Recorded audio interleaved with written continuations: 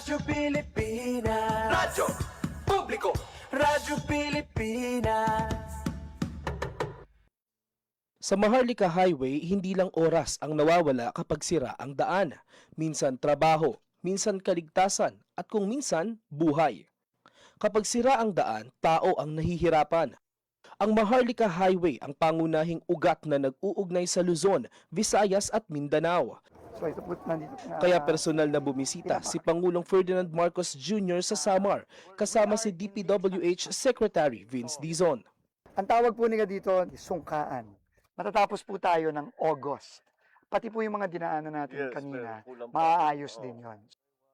Mismong mga residente ang nagsumbong sa Pangulo ng perwisyo at peligrong dulot ng sirasirang Maharlika Highway. Pupunta po kami ng center, buntis po ako. Tapos siyempre, yung mga lubak-lubak nga. Anong nangyari? Sumemplang ko talaga. Lahat kami nasakay. Ako sir, ambulance driver ako. Ambulance driver? Oh, Lagpas 2 oras ang pagre-repair namin ng pasyente Katbalogan to Tacloban. Meron po na-experience si Kuya na may namatay along the way sa ambulansya. dahil hindi na umabot. Nag-bleeding dahil sa malubak. Hindi namin namalayan, napatay na pala. Oo. Kasi President, papakita ko lang sa inyo. Reinforced concrete na yung ginagamit natin kasi puro truck ang dumadaan. Matibay na lahat. Makapal yung semento. Mas mabilis yung curing time, mga 7 to 14 days na lang instead of 28 days. These are the reinforcements. Opo, ito na ho yung dagdag na reinforcements pa ito. Matagal nang hinihintay ng mga Pilipino ang mas maayos na biyahe. Nung bago ito, maganda pa ito eh. Naalala ko nung dinala kami rito nung father ko, kaya may Maharlika Highway. Para meron tayong isang highway mula Apari hanggang Hulo. Yung commercial traffic natin. Sa buong bansa, tuloy-tuloy ang trabaho. Isa-isang inaayos ang mga bagay na magpapagaan sa buhay ng mga Pilipino. Dahil kapag gumaan ng biyahe ng tao, mas mabilis umusad ang buong bayan. Ito ang Presidential Broadcast Service Radyo Pilipinas, Radyo Publiko, ng Bagong Pilipinas para sa Bagong Pilipino. Naghahatid ng mahahalagang balita at impormasyon na guugnay ng pamahalaan sa sambayanan. Tulay sa himpapawid ng serbisyo publiko. Radyo Pilipinas, Radyo Publiko, ang boses ng Pangulo. Sa Iloilo, Radyo Pilipinas, 585 Oras sa Radyo Pilipinas, Philippine Standard Time, alas 8:01 sa aga. Nagapanguna nga balita sa syudad, sa mga banwa, sa probinsya sa Iloilo, kag kaingon nga mga probinsya. Mga pananawon sa likod sang mga balita. Inyo mabatian sa Radyo Pilipinas Iloilo News. Mga balita nga magasugata sa inyong nga aga. Ginbantayan, ginsunod, gintipon sang Radyo Pilipinas Iloilo News Team. Gikan sa hulot balitaan. Diretso sa inyong palamatian. Yarian! Radyo Pilipinas Iloilo News.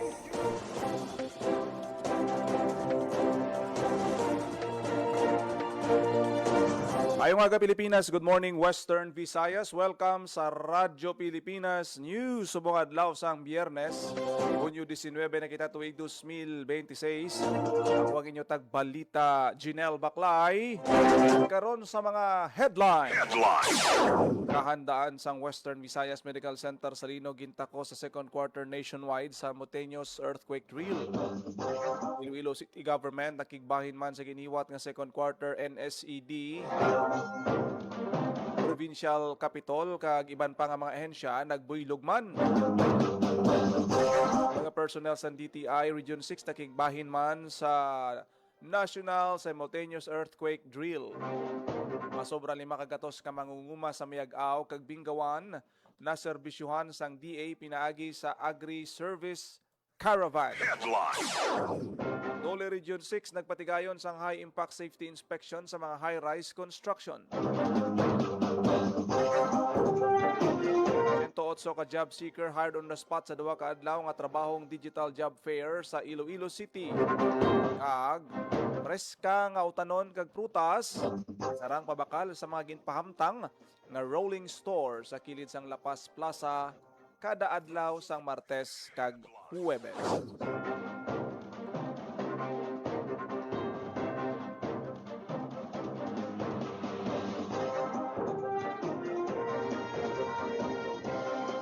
Oras sa Radyo Pilipinas, Philippine Standard Time, alas 8:04 sa aga kagkaron sa detalye sa atong mga balita lokal. Radyo Pilipinas News. Gintapos ang kahandaan sa Western Visayas Medical Center sa pagresponde sa linog bilang pilot area sa second quarter nationwide simultaneous earthquake drill sa Western Visayas. Ang ceremonial button pressing ginpangunahan ng OCD-6 officer in charge, Attorney Melissa Banyas, kag WVMC OIC Dr. Patricia Tobias nga nagatag sang signal sa tanan nga nagupod nga mga doktor, staff kag pasyente nga mag-drop, cover and hold. Ang daytime exercise kabahin sang synchronized countrywide effort agon matakos ang disaster readiness kag ini ang ginbuylugan man sa mga stakeholders ang nalakipan sang DILG, DSWD, DICT, TOH, DPWH, BFP, PNP Coast Guard, PRC Iloilo Chapter 301st Infantry Brigade, ICAG, FedFire, PDRRMO Iloilo kag Iloilo City DRRMO. Importante suno sa OCD nga regular ang pagpanghanda sa mga pumuluyo sa linog agod mapataas pang ihibalo kaso nga may magluntad sa ila lugar labi na sa mga public hospital. Radyo Pilipinas News. Iloilo City Government nakigbahin man sa giniwat nga second quarter national simultaneous earthquake drill. Radyo Pilipinas. Sa detalye sang balita. Nagpanaog gikan sa ibabaw sang Iloilo City Hall building ang mga empleyado sang Iloilo City Government kasunod sang pagluntad sang linog. Ini ang senaryo sa giniwat nga second quarter nationwide simultaneous earthquake drill. Kabahin sa pagpasanyog sang disaster preparedness sa diin gintakos ang kahandaan sa mga empleyado sa emerhensya. Nag-survey evacuation area ang Plaza Libertad sa diin nagpwesto ang mga empleyado. Nangin matalunsay naman naging patigayon nga drill apang hindi malipod nga mayara gihapon sa mga naobserbaran nga wala nagaseryoso sa protocol sang pag-duck, cover and hold suno kay Attorney Ricardo Iscanlar III, Incident Commander sa NSED sang City Hall. May mga improvement naman nga nakitaan sa drill kasubong sang madasig nga pagpapanaog sa mga empleyado sa diin natigayon sang halos 6 ka minutos suno kay CDRRMO Disaster Response Division Head Darwin Jomil Papa. Pagi sa drill, mas mapaalerto pagid nga mapasanyog ang kahandaan sa tagsa ka empleyado, mga organisasyon kag institusyon sa kun ano ang paghimuon pananglit magluntad ang mabaskog nga linog. Para sa Bagong Pilipinas, Janelle Baclay, Radyo Pilipinas, Radyo Publiko. Radyo Pilipinas News. Nagupod pa ng mga empleyado kag kliyente sa Iloilo Provincial Capital sa ginhiwat nga national simultaneous earthquake drill kahapon nga adlaw. Ginpangunahan ni retired Police Colonel Cornelio Salinas, hepe sa PDRRMO, ang drill sa Kapitolyo.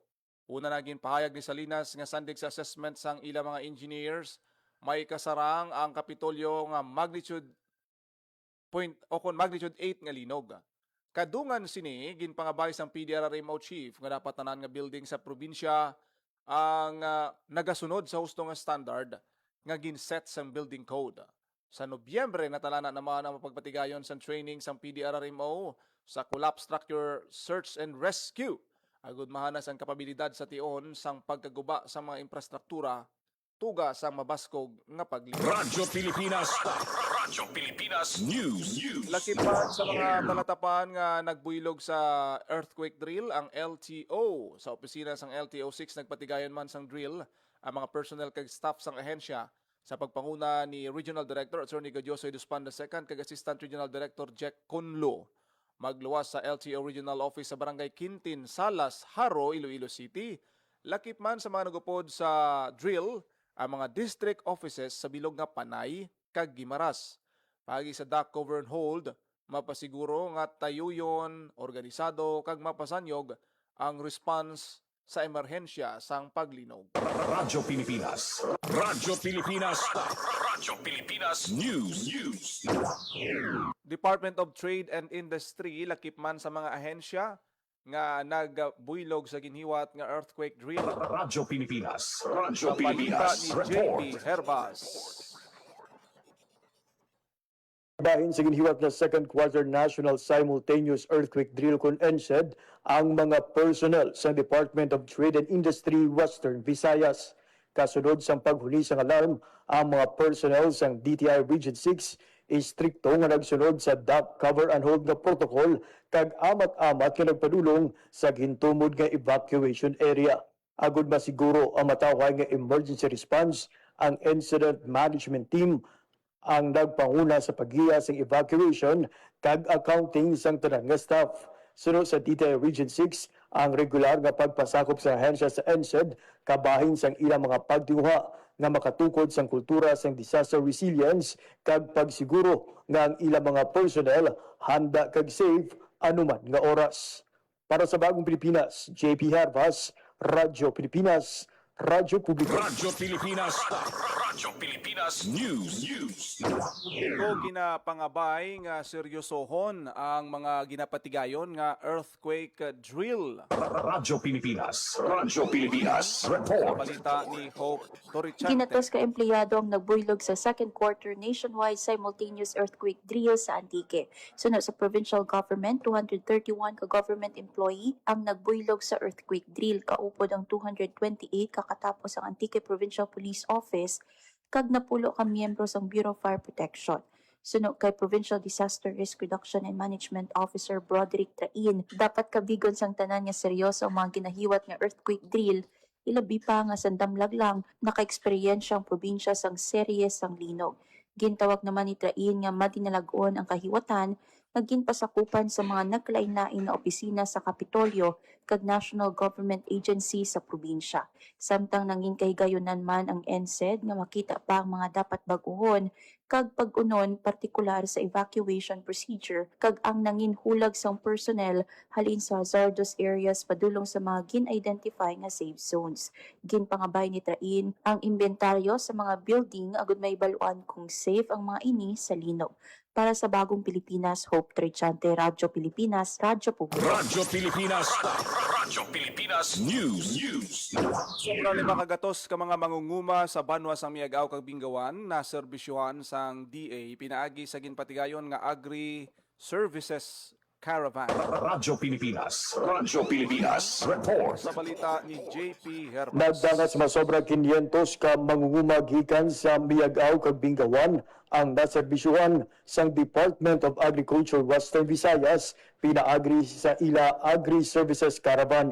Katuyan sa programa nga mahataga ng mga mangunguma sang mas mahapos nga access sa mga importante nga serbisyo pang-agrikultura. Lakip sa mga serbisyo ang pag-analyze ng duta, teknikal nga konsultasyon, kag mga lecture tuhoy sa crop protection. Nagalaw naman ang ahensya nga pinaagi sa programa, mapabas kung pang ihibalo kay kasarang sa mga manguna, agud malabot ang mas mataas nga produksyon, kag mas di kalidad nga ani.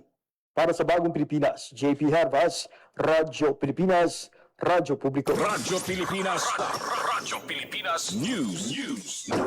Dole Region 6 nagpatigayon sang high impact safety inspection sa mga high-rise construction. Radyo Pilipinas. Radyo Pilipinas. Report. Talye sang balita. Nagpatigayon ang DOLE RO6 sa Interagency High Impact and High Visibility Inspection sa mga ongoing high-rise construction projects sa bilog na Western Visayas sa June 10 to 11, 2026. Ginpangunahan ni Regional Director Attorney Sixto Popoy Rodriguez ang operasyon kaupod ang SSS, Pag-ibig, PhilHealth, DPWH kag mga LGUs. Ginsubudan ang ining aktibidad kasunod ang mga kabalaka sa construction safety matapos ang natabo nga building collapse sa Angeles City, Pampanga. Ang katuyuan sining synchronized inspection ang masiguro ang compliance sa mga kumpanya sa occupational safety and health standards kag proteksyohan ang kaayuhan sa mga trabahador. Paagi sa Regional Director, mag-a-issue man ang DOLE isang work stoppage order kung may makita nga imminent danger. Para sa Bagong Pilipinas, ini si WVSU intern Michael Johnson de la Cruz, Radyo Pilipinas, Radyo Publiko. Radyo Pilipinas. Radyo Pilipinas News. Sa tinang kondisyon sa kag nakagawa na sa ospital ang 92 ka kadetes ang ROTC nga nag-training sa Camp Adriano Hernandez Dingle, Iloilo. Sa ginpagawa nga official statements ng 6th Regional Community Defense Group, Reserve Command, Philippine Army na ka-eksperyensya sang sintomas ng food poisoning ang mga kadete matapos magkaon sang pork adobo. Kasunod sang natabo sa mga kadete, gin-activate sang training officials ang emergency response protocols kag gindala sila sa pinakamalapit nga ospital para madapatan sang pagbulong. Nagakoordinar naman ang militar sa pamilya sa mga kadete agud makahatag sang timely update sa ila kondisyon. So kay Colonel Edralin Poblete sang 6 RCDG. Prioridad nila ang welfare sa mga kadete kag komitido sila nga maghatag sa nagakaigo nga suporta. Sa natabo sa mga kadete, magapatuman sila sang dugang nga safety measures agud mabaskog ang food safety kag health protocols para sa ila masunod nga mga training activities. Radyo Pilipinas. Radyo Pilipinas News. Estado sang kapulisan ang top 5 most wanted person sa probinsya sang Aklan sa Malinaw. Ang suspect ginkilala nga si alias Gerald, 35 anyos, residente sang Malinaw, Aklan. 2 counts of qualified rape o qualified rape ang ginapangatubang sang suspect. Gintingob nga puwersa sang Malinaw Police Station Police, Aklan Police Provincial Office, tracker teams, kag Aklan Maritime Police Station ang nagpatigayon sang operasyon ang nadakpan nga wanted person. Ang yara nakaroon sa kustodiya sang Malinaw Municipal Police Station para sa proper documentation kag disposition antes initugyan sa korte nga nagauyat sang iya kaso. Radyo Pilipinas. Radyo Pilipinas News. 108 ka mga job seekers hard on the spot sa ikaduha nga adlaw sang trabahong digital job fair Iloilo City. Radyo Pilipinas. Radyo Pilipinas. Detalye sang balita. Nagdangat na sa masobra 40 ka aplikante ang hired on the spot sa duwa ka adlaw nga trabahong digital job fair nga ginpatigayon sang Department of Information Communications Technology sa SMCT Iloilo. Sa unang nga adlaw pa lang sang programa, nagdangat na sa 276 ka aplikante ang na-register kag 40 ang gilayon nga nakaangkon sang trabaho. Isa sa mga maswerte nga nakakuha sang trabaho si Salvacion Cabarles, fresh graduate gikan sa Liganes Iloilo nga hired on the spot bilang cashier sa SM Delgado. Suno kay Cabarles, dako gid ang nabulig sang programa sang DICT para sa ila nga mga fresh graduate ilabi na subong nga mabudlay mangita sang obra kag nagpalabot ini sang dako nga pasasalamat sa ahensya. Ini nga job fair ang kabahin sang pagsaulog sang National ICT Month subong nga bulan sang Hunyo. Michael Johnson de la Cruz, WVSU Intern, Radyo Pilipinas, Radyo Publiko. Radyo Pilipinas. Radyo Pilipinas News. Preska nga mga utanon kag prutas sarang mabakal sa ginpahamtang nga mga rolling store sa kilid sang La Paz Plaza kada adlaw sang Martes kag Huwebes. Radyo Pilipinas. Radyo Pilipinas. Report. Sa detalye sang balita. Preska nga mga utanon prutas, dried fish kag madamo pa mahimo o bakal sa ginpahamtang nga mga rolling store sa kilid sang La Paz Plaza. Sunod sa vendor nga si Mildred Cangas gikan sa Banwas ang Leon, sila nagabaligya sa rolling store kada Martes kag Huwebes. Halin alas 7 sa agat ug 12 sa udto. Ang maayong nga balita, bangod barato lang kag direkta nga halin sa mga manguma ang ilagay na baligya kasubong sang pipino, abukado, kabatis, okra, mga utanon, saging, paho kag madamo pa. Ginpahayag naman sa mga vendors nga maayo ang baklanay sang ila baligya nga utanon subong labi pa kag nagbukas na ang klase. Para sa Bagong Pilipinas, Janelle Baclay, Radyo Pilipinas, Radyo Publiko. Radyo Pilipinas. Radyo Pilipinas News. DENR Express Permitting on Wheels gindala sa Rojas City, Capiz. Radyo Pilipinas. Radyo Pilipinas. Report. Sa balita ni Hope Torrichante. Gindala ng Department of Environment and Natural Resources Region 6 kaupod ang Environmental Management Bureau kag Mines and Geosciences Bureau kag DENR Capiz ang DENR Express Permitting on Wheels program sa Dingoy Rojas Civic Center kag Robinson's Place, Rojas City, Capiz. Katuyuan sini nga mas mapalapit sa mga pumuluyo ang mga serbisyo sang ahensya. Sa duha ka adlaw, nakaagom ang mga partisipante sang ihibalo sa environmental laws bangod sang ginhiwat nga lectures. Gindalaman ang permitting processes kag sustainable environmental management sa Rojas City halin Hunyo 17 tubtub 18. Ginasikaso sang DNR personnel ang pagproseso kapag issue sang naglain-lain nga permit kag clearance. Para sa Bagong Pilipinas, Hope Torrichante, Radyo Pilipinas, Radyo Publiko. Radyo Pilipinas. Radyo Pilipinas News. Negros Occidental nakabaton sang international recognition sa coastal conservation. Radyo Pilipinas. Radyo Pilipinas. Report. Nagapanawalik sa balita si Hope Torrichante. Ginkilala sa international level ang tikang sang Negros Occidental sa pagpangapin sang baybayon kag wetlands sa tapos hatagan sang Certificate of Global Gratitude and International Recognition ang probinsya. Ginbato ni Provincial Environment Management Officer Attorney Julian Bendrillo ang pagkilala sa ngalan sang gobyerno probinsyal sa isa ka seremonya sa DENR Central Office. Ginhatag ang pagkilala sa conservation story Municipal Waters in Harmony Negros Occidental's Legacy in the 7th Ramsar Site nga ginpakita ang madinalagon nga pagpatuman sa Provincial Network of Coastal Greenbelts and Wetlands Conservation Areas sa napulo ka lugar sa probinsya. Ginpangunahan ni DENR Secretary Juan Miguel Cuna ang seremonya. Sa citation, halos 3 ka beses nga naglapad ang bakawan sa Negros Occidental. Halin sa 560 hectares nangin 1,436.8 hectares na ini bangod sa pagbinuligay sang lokal nga pamunuan, komunidad kag mga stakeholders. Nakabulig man ang programa sa pagpadamo sa mga migratory birds, pagdamo sang isda kag paghatag palangabuyan. Para sa Bagong Pilipinas, Hope Trechante, Radyo Pilipinas, Radyo Publiko. Radyo Pilipinas. Radyo Pilipinas News. West Visayas State University Journalism Program ginpaidalom sa bag-o nga accreditation survey visit. Radyo Pilipinas. Radyo Pilipinas. Report. Sa detalye sang balita. Ginpaidalom ang Bachelor of Arts in Journalism program sa West Visayas State University College of Communication sa 4th Survey Visit Second Cycle Accreditation na ginpatigayon sang Accrediting Agency of Chartered Colleges and University in the Philippines Incorporated sang Hunyo 15, tugtog 17 paagi sa Zoom. Ang 3 kaadlaw nga proseso ginpatigayon agud masiguro nga ang programa nagapadayon sa pagsunod sa talaksan sang kalidad sa pagtudlo, pagtuon, extensyon, serbisyo para sa estudyante kag iban pang aspeto sang operasyon akademiko. Ang accreditation team ginpangunahan ni Dr. Adrian Aguilar halin Bicol University bilang team leader kag si Dr. Shelani Dacumos sa University of Rizal System bilang lead accreditor. Upo sa nagtambong si Vice President for Academic Affairs Maria Asuncion Christine Tequila, mga representante ng Quality Assurance Office, COC faculty kag iban pang opisyal sa universidad.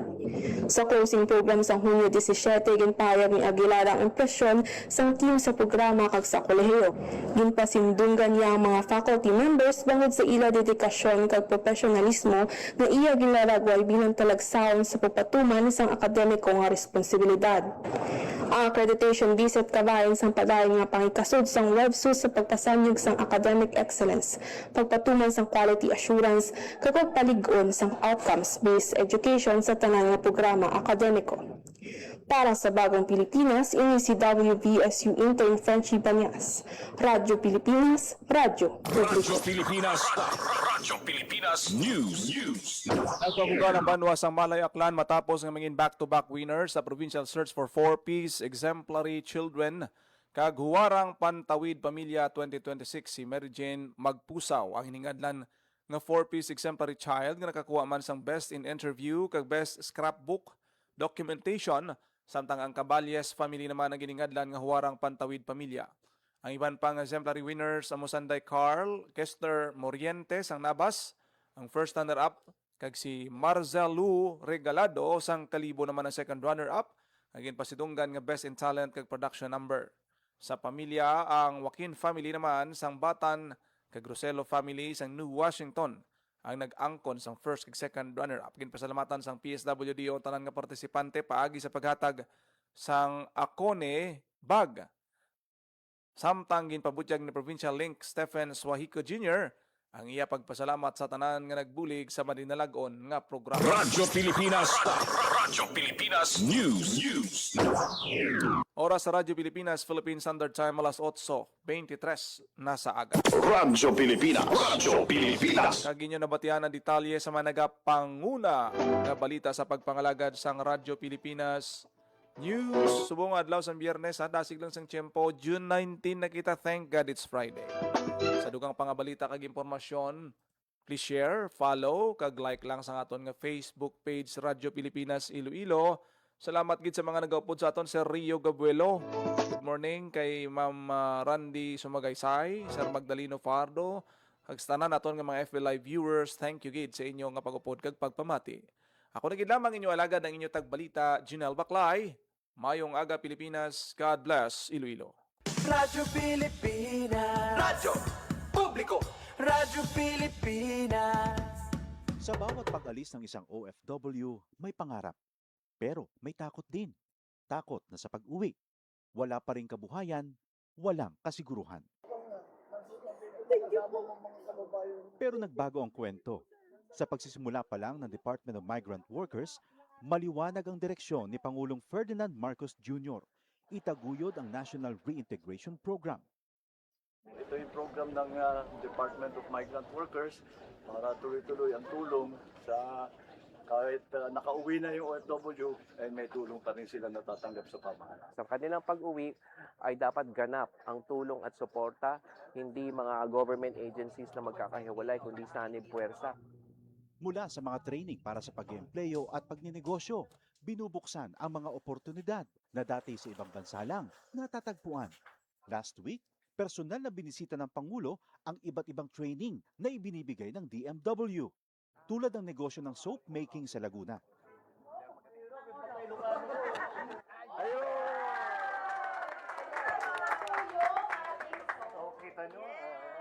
Isa ito sa mga negosyong ngayon nagbibigay ng bagong kita at bagong pag-asa sa ating mga OFW. Isang dating seaman, chef at housekeeping staff.